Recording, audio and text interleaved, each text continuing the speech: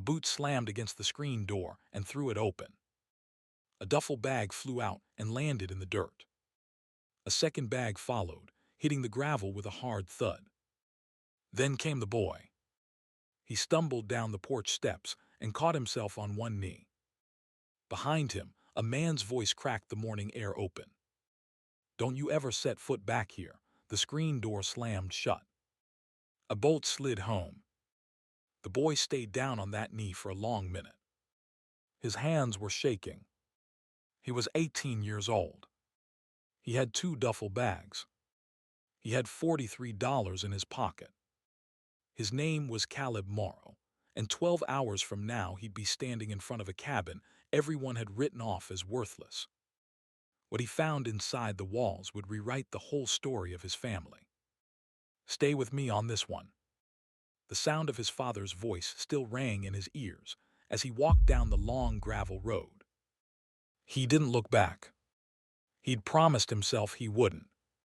2 duffel bags slung over his shoulders. $43 in his pocket. He stuck his thumb out at the bottom of the hill where the ranch road met the highway, and he waited. Now here's the thing about Caleb Morrow. He wasn't the kind of kid who picked fights. He was the kind who took the hits and kept his mouth shut. His mother had passed when he was 12. Cancer. Quick. After that, his father remarried inside a year. A woman named Donna. Hard eyes. Hard mouth. She brought a son with her, 3 years younger than Caleb, named Bryce. From day one, Bryce was the favorite. Caleb was the leftover. The ranch belonged to his father, Wade Morrow. Cattle, horses, hay, 600 acres in the high country of southern Montana. Wade ran it like a man who believed every dollar was being stolen from him. He worked Caleb hard, punished him harder, and whenever Bryce broke a tool or lost a calf, it was Caleb who got the belt. But Caleb stayed. Where else was he going to go? This morning that changed. His father had laid a paper on the kitchen table and told him to sign. Some kind of release form, Wade said. Just a formality. Caleb tried to read it. The print was small. The language was thick. He saw the word guardian and the word assets, and he asked one question. Just one. He asked what it meant. Wade Morrow stood up. Slow. The way a man stands up when he's already decided. It means I told you to sign it. Caleb said no. He didn't yell. Didn't slam his fist. He just said no. That was when his father grabbed him by the collar and dragged him down the hallway. Donna stood in the kitchen with her arms crossed and her mouth tight and didn't say a word. Bryce was in the doorway watching. The boots came off the porch. The bags came down from the attic. And the screen door slammed shut behind him with that bolt sliding home. A man in a flatbed Chevy picked him up around noon. Older guy. Didn't ask questions. Drove him 40 miles east, dropped him at a Sinclair gas station, and wished him luck. Caleb stood there for a long time with his bags at his feet. He had one place left in the world. One place his name was on a piece of paper. And it was the worst piece of paper anybody in his family ever held. His grandfather, Henry Morrow, had died when Caleb was 12. Same year as his mother. A bad year. Henry had been the only adult in Caleb's life who looked him in the eye when he spoke, who taught him to ride, who told him stories about the old days, about cattle drives and hard winters, and a homestead that stretched farther than a man could walk in a day. When Henry's will was read, the working ranch went to Wade. The cabin went to Caleb. The cabin. That's what they called it. With a sneer. The cabin up on Fox Ridge. No road. No power. No water. No nothing. 40 miles from the nearest town. Falling down. Worthless. You're welcome to it, kid, Wade had said at 12 years old, ruffling his hair like it was a joke. Old man wanted you to have his junk pile. Suits you. Caleb had loved it anyway. Because it was Grandpa's. He'd been there twice as a child. Once when he was 8, when Grandpa pressed a small brass key into his palm and folded his fingers shut and said something Caleb didn't understand at the time. This opens what they don't see, son. You hold on to it. He'd kept that key on a string around his neck for 10 years. He hitched 2 more rides. The last one was a long-haul driver who took him within walking distance of the trailhead. By the time Caleb reached the foot of Fox Ridge, the sun was sliding behind the peaks and the air was getting cold. He shouldered his bags and started walking. 2 miles up. No road.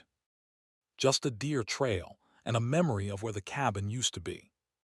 When he came around the last bend and saw it, his breath caught. He'd built it up bigger in his head. The reality was a small square of weathered logs leaning slightly south, a stovepipe poking out of the roof, a porch sagging in the middle. The windows were grimy. The door hung crooked. Worthless. That's what they all said. He set his bags down on the porch and put his hand on the door. The brass key was still around his neck. He didn't know yet that the cabin had been waiting for him for 10 years. He didn't know yet what was inside the walls. But he was about to find out. The door wasn't locked. He pushed it open with his shoulder, and the hinges groaned like something waking up. Inside was dim and cold, and smelled like 10 years of nothing. He set his bags on the rough plank floor. Looked around. 1 room. That was the cabin. 1 room with a wood stove against the back wall, a narrow cot pushed up against the side, a table with 2 chairs, and a stone fireplace that looked older than the rest of it. The walls were dark logs on the outside. But inside, somebody had built a second wall. Vertical pine boards, painted once and faded since, paneling the whole interior. Caleb didn't think about that yet. He thought about being cold. He found a hatchet by the stove. Stepped outside. Chopped kindling from the dry wood pile under the porch. 10 minutes later, he had a fire going in the stove and another going in the fireplace, and the cabin started to feel like something that might keep him alive through the night. He sat down on the cot. He ate a strip of jerky from his bag. Drank from a canteen. Listened to the fire pop. For the first time in 12 hours, his hands stopped shaking. He looked at the room. Really looked. A few things on the mantel above the fireplace. A tin cup. A horseshoe. A small framed photograph, glass cracked in one corner. He stood up and walked over and picked the photograph up. Grandpa. Henry Morrow as a young man.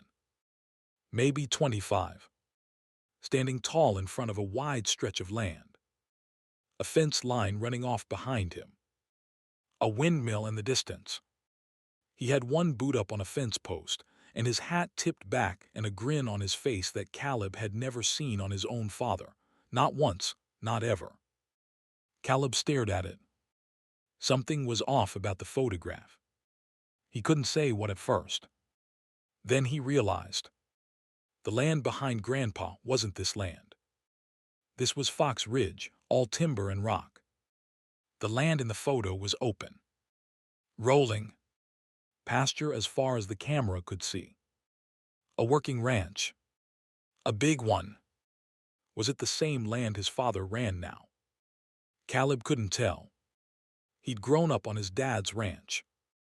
He knew every inch. But ranches change in 50 years. Fences move. Outbuildings come and go. He held the photo closer to the fire. Whatever it was, Grandpa had been proud of it. He set the photo back on the mantel. He sat down at the table. Now here's the thing about being thrown out at 18. You spend the first hour furious. The second hour terrified. And somewhere around the third hour, you start to bargain. Maybe this is enough, Caleb thought. He looked around the cabin again. Slower this time. He could fix this place up. He had carpentry skills. He'd worked construction for 2 summers. He could replace the porch boards, patch the roof, cut a new window for more light. Maybe build a lean-to for a horse if he ever got one.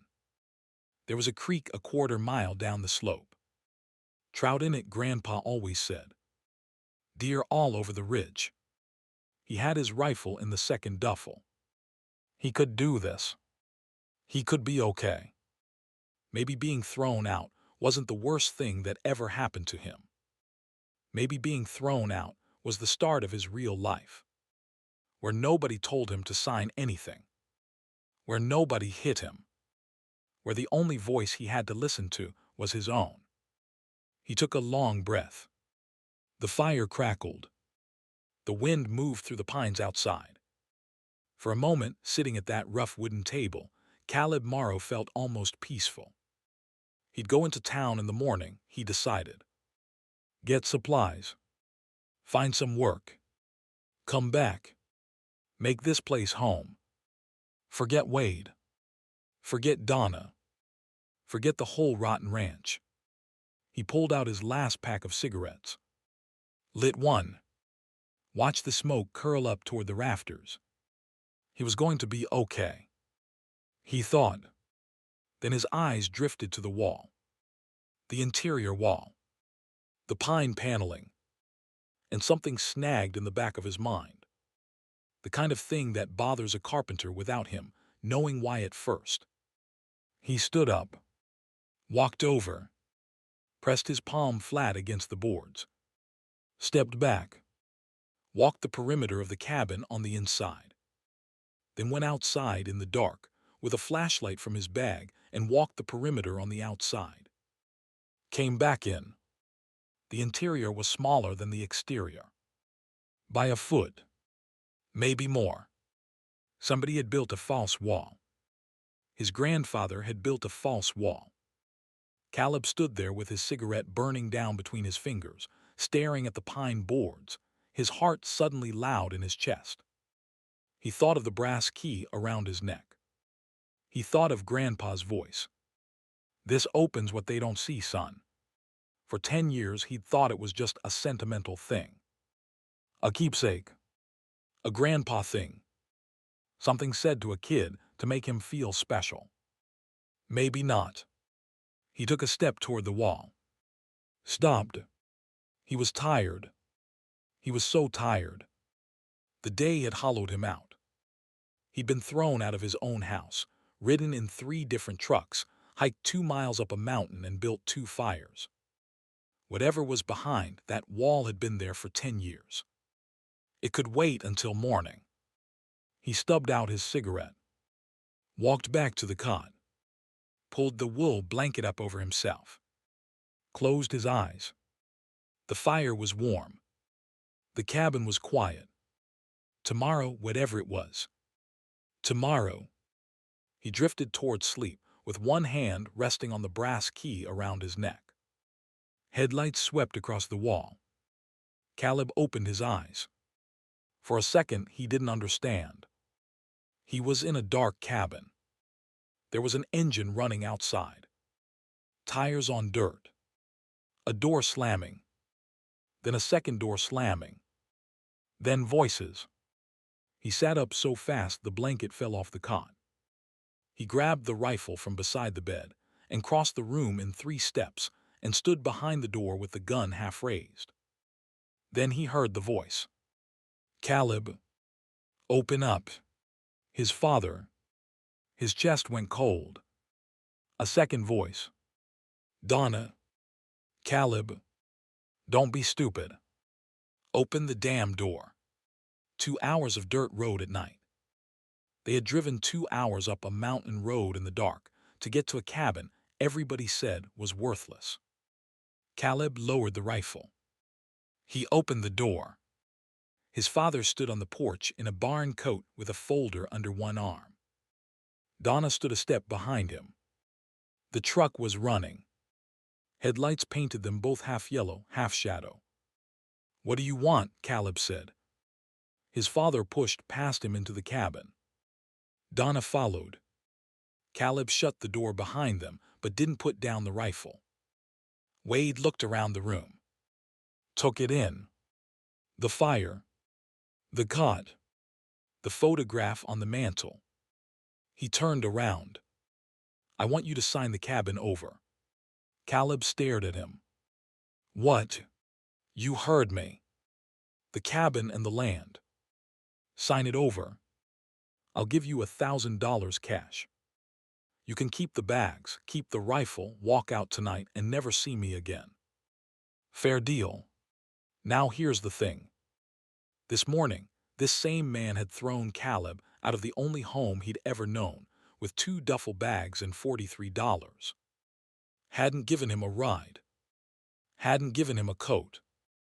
Hadn't given him a number to call. And now, 12 hours later, he had driven through the dark on washboard mountain roads to offer him $1,000 for a cabin everybody said was worthless. Why? That word sat in Caleb's chest like a stone. Why? "No," Caleb said. Wade's face changed. "What did you just say?" "I said no." Donna stepped forward. "Caleb, honey, this place is a death trap. You'll freeze up here. Take the money. Get yourself a real start." "I said no." Wade dropped the folder on the table. "Sign it. Now." "I'm not signing anything." Wade took a step toward him. The same step he'd taken at the kitchen table that morning. The same lean of the shoulders. The same set of the jaw. Only this time Caleb didn't lower his eyes. This time Caleb raised the rifle a couple of inches. Not pointed. Just raised. The room went still.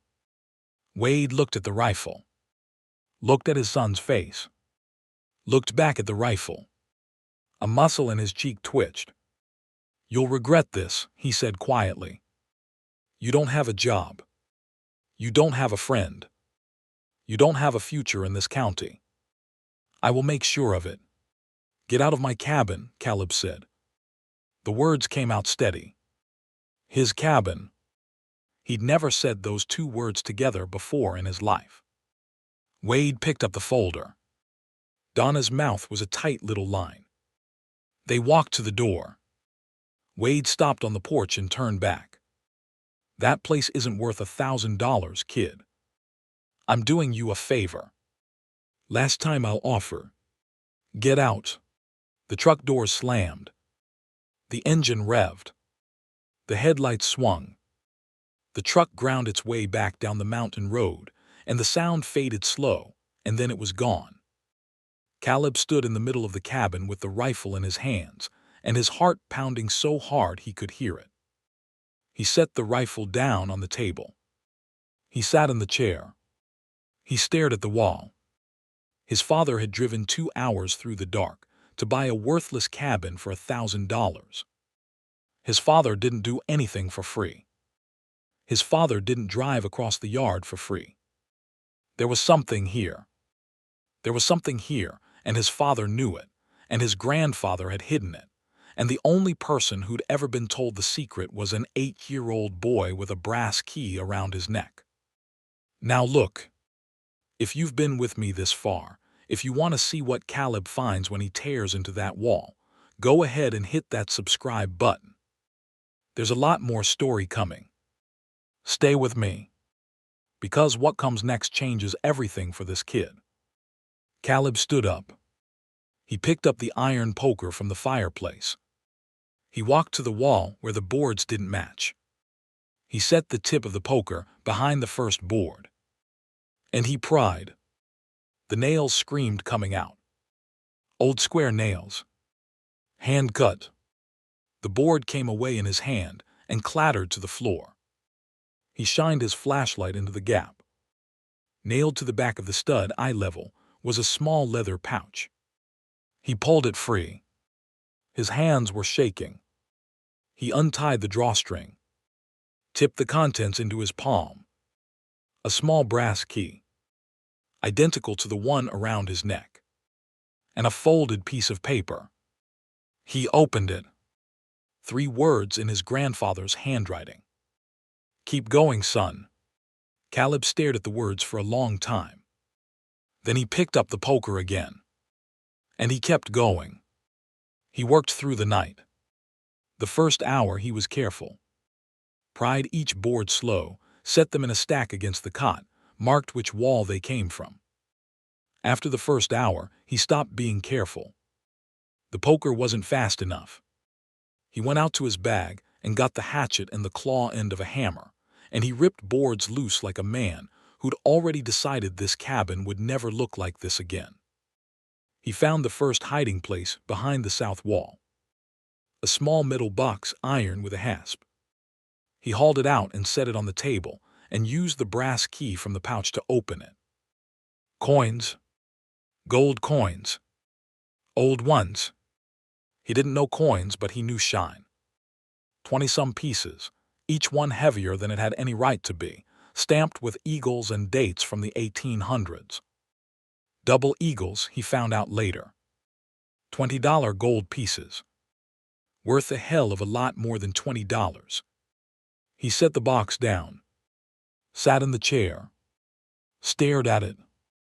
Then he stood up and went back to the wall. The second hiding place was behind the west wall, between the studs above where the cot used to be. A roll of papers in oilcloth. He unwrapped it on the table. Deeds. Land deeds. The original 1894 homestead patent for the Morrow place. Signed by President Grover Cleveland. 800 acres in southern Montana. Issued to Jacob Morrow, his great-grandfather. Below it, the 1924 transfer to Henry Morrow, Caleb's grandfather. 800 acres. The whole thing. And beneath that, a thicker stack. The 1976 papers. The ones his father had brought to Grandpa. Caleb sat down to read them. He didn't understand all the legal language, but he understood enough. In 1976, Wade Morrow, 25 years old, ambitious, married to Caleb's mother who was pregnant with Caleb, had brought a stack of papers to his father Henry. Said it was a tax restructuring. Said the family would save thousands every year if they put everything into a single trust. Said his father just had to sign here and here and here. What Henry actually signed was a transfer. 750 acres of the Morrow homestead. The working ranch, the pasture, the hay fields, the water rights. All of it quietly moved into Wade Morrow's sole name. Under the cover of a trust document Henry didn't read carefully, because his son was sitting across from him with that earnest face, and you don't expect your own son to do that to you. Henry was left with 50 acres on Fox Ridge. And the cabin. Caleb sat at the table with the papers spread in front of him and felt something cold and slow move through his chest. His father had stolen the ranch from Grandpa. His father had stolen it before Caleb was even born. The third hiding place was behind the chimney stones, in a hollow that had been mortared shut and remortared so it looked like solid wall. Caleb broke through it with the hatchet. Inside was a leather-bound journal. Thick. Worn. He opened it. Henry Morrow's handwriting. He read the whole thing in one sitting, with the fire crackling and the gold on the table beside him and the old deeds in his lap. Henry hadn't realized what Wade had done until 1981. 5 years after he signed. He'd gone to the county courthouse for an unrelated matter and asked to see his deed, and the clerk had handed him a paper that had Wade's name on it. Henry had walked out of the courthouse and sat in his truck for an hour. He'd thought about confronting Wade. He'd thought about lawyers. He'd thought about telling Caleb's mother. He'd thought about every option a man could think about when his own son had robbed him. In the end, he did none of it. The journal explained why. If he sued, the family would shatter. Caleb's mother would be caught in the middle. The newborn Caleb himself would grow up in a war. The ranch would be tied up in court for years and probably lost to lawyers' fees. And Wade would never speak to him again, and that meant Henry would never see his grandson. So Henry chose silence. He kept the original deed. He kept the gold he'd been quietly saving for 40 years. He kept his journal, and he hid all three of them in the walls of a cabin nobody wanted, on a piece of land nobody would ever look at, and he wrote a will that said the cabin went to Caleb. To Caleb, specifically, by name. The last page of the journal was a letter. Caleb read it 3 times. Caleb, if you're reading this, I'm gone, and you're old enough to find your way to this cabin on your own. Which means something has happened. Which means your father has shown you who he is. I'm sorry, son. I wanted to tell you. I wanted to warn you. But you needed a childhood, and the only way you got one was if I kept my mouth shut. The truth is in your hands now. The original deed. The gold I saved. The proof of what your father did. Use it however you need to. Get back what's yours. Walk away from it. Burn it in the fire. Whatever you choose, choose it knowing this. The ranch was never his. It was mine. And it should always have been yours. I love you, son. Grandpa Henry. Caleb laid the journal on the table. He put his face in his hands. And for the first time since he was 12 years old, Caleb Morrow cried. Not soft. Not pretty. The kind of cry that comes out of a man who's been holding it for 10 years. The fire burned low. The walls of the cabin stood open and empty around him. The truth had been waiting for him. And now he had it. He didn't sleep that night. By dawn, he had the gold packed in his duffel, the documents wrapped tight in oilcloth and stowed at the bottom of his pack, and the journal in the inside pocket of his coat where he could feel it against his ribs. He locked the cabin door behind him with his grandfather's brass key, the one that had been around his neck for 10 years. He walked down the mountain. He hitched into town. He didn't go to the family lawyer. The family lawyer worked for Wade. He went to a man named Earl Tilton, who had an office above the hardware store. Old guy. Late 70s. Grandpa had mentioned him once years ago, said he was the only honest lawyer in 3 counties. Earl read the documents at his desk for a full 40 minutes without saying a word. Then he took off his glasses. Son, he said, you have a case. A real case. The kind I haven't seen come across this desk in 20 years. Caleb told him what he wanted. He didn't want everything. He didn't want his father in handcuffs. He didn't want his half-brother on the street. He wanted what was his.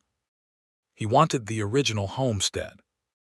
The 400 acres along the creek where his great-grandfather had first put a stake in the ground. The land in the photograph on the mantel. The land where Grandpa had stood with his boot on a fence post and a grin on his face. He wanted his name on the deed. Earl filed the suit 2 weeks later. Wade Morrow's lawyer called within 48 hours. The case never went to trial. Wade knew what would come out. He knew the journal existed. He knew the original 1894 deed existed. He knew that an out-of-county judge looking at those documents would not be merciful. The settlement was signed in Earl Tilton's office on a Tuesday morning in late November. Caleb received 412 acres, including the original homestead site and the creek frontage. He received a cash sum from Wade that covered 50 years of unpaid lease value, calculated by an accountant Earl trusted. He kept the cabin and the 50 acres of Fox Ridge. He kept the gold, which Earl said legally belonged to him outright as part of the cabin's contents. Wade signed the papers without looking up. He never spoke to Caleb again. That was all right. Caleb didn't move into the big ranch house. He'd never wanted it. He had Earl handle the lease arrangements with a working rancher out of Bozeman, who paid fair money to run cattle on the 400 acres, while Caleb got his own place going. He fixed up Grandpa's cabin first. He patched the roof, replaced the porch boards, put in a proper window on the south wall to let the light in, ran a copper pipe from the spring up the slope to a pump in the kitchen, wired the place for power off a small generator. He left the false walls torn out. The cabin was bigger now. Honest, he could see the original logs again, the ones his great-grandfather had cut and notched in 1894. In the spring, he built a small barn down by the creek. Bought 2 horses, a buckskin mare and a sorrel gelding. Started training colts on the side for ranchers in the valley. Word got around. He was good with horses. Patient, quiet, like his grandpa. By summer, he had a string of clients and a small income, and a life that was his own. Bryce came to visit in July. Caleb was surprised. He didn't expect his half-brother to ever cross that creek line. But there he was, standing on the porch in a clean shirt and a bad haircut, hands in his pockets. "Dad doesn't know I'm here," Bryce said. "Okay. I didn't know. About any of it. About Grandpa. About the land. I didn't know." Caleb believed him. He could see it in his face. He poured Bryce a cup of coffee, and they sat on the porch and talked for 2 hours. Most of it was about horses and weather. None of it was about Wade. When Bryce left, he said, "Can I come back?" "Yeah," Caleb said. "Anytime." That fall, on a cold morning with frost on the porch boards, Caleb stepped outside with a cup of coffee in his hand and stood looking out across his land. The valley spread below him. Pine and pasture and a thread of water running through it. The air smelled like wood smoke and rain coming. He thought about a boot slamming a screen door, about 2 duffel bags landing in the dirt, about a bolt sliding home. He thought about the boy who'd stood up off his knees and walked out without looking back. He thought about his grandfather. The brass key was still on a string around his neck. It always would be. He took a sip of coffee. "Truth has a way of waiting," he said out loud. The fire in the stove popped behind him. The pines moved. And Caleb Morrow, 18 years old, owner of a cabin and 400 acres and a name that meant something, stood on his own porch in the morning light and was, finally, home. The thing his grandfather hid in those walls wasn't the gold. It wasn't the deeds. It wasn't even the truth about Wade. It was Caleb himself. It was who he was always meant to be. And the walls had kept him safe until he was ready to find him.